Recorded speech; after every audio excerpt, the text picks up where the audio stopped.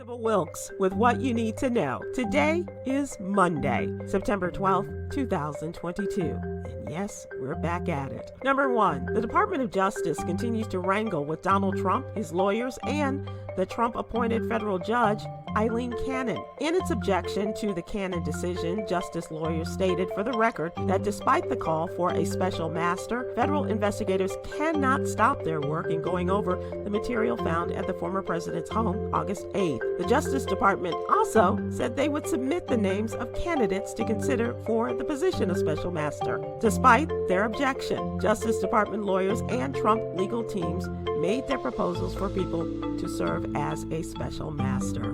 Number 2, while Great Britain is in official mourning in the British Empire's former colonies, Queen Elizabeth's death brings about complicated feelings, including anger. Beyond official condolences, there's some bitterness about the past in Africa, Asia, the Caribbean, and elsewhere.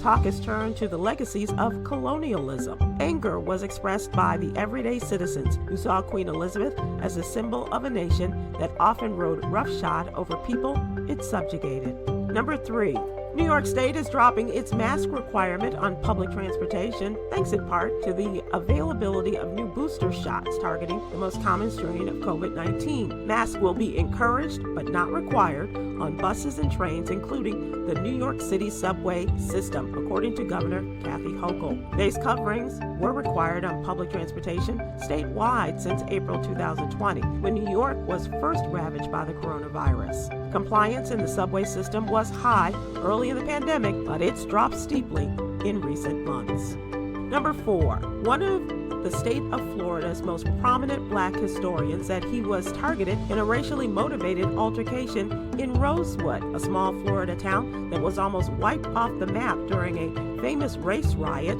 almost 1 century ago. Dr. Marvin Dunn said he and a small group were surveying a 5-acre property he co-owns in Rosewood earlier this week when a white neighbor began questioning their intentions. Unhappy with the response, Dr. Dunn said the man got into his pickup truck and made several passes at their group, repeatedly yelling the N-word and almost striking Dr. Dunn's son.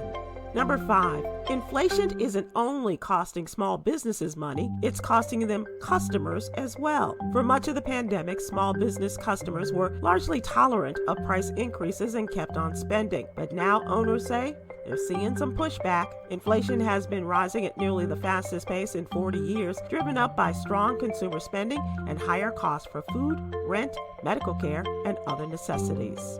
Here's your daily inspiration from Yogi's Jewels. Judge a person by their actions, not their words.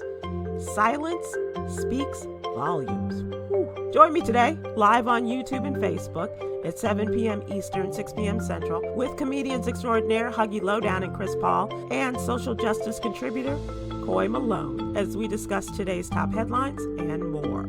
Thank you to our What You Need to Know partners, the American Heart Association and Alpha Kappa Alpha Sorority Incorporated. To subscribe to my free daily newsletter, please visit SybilWilkes.com. Be informed, be empowered.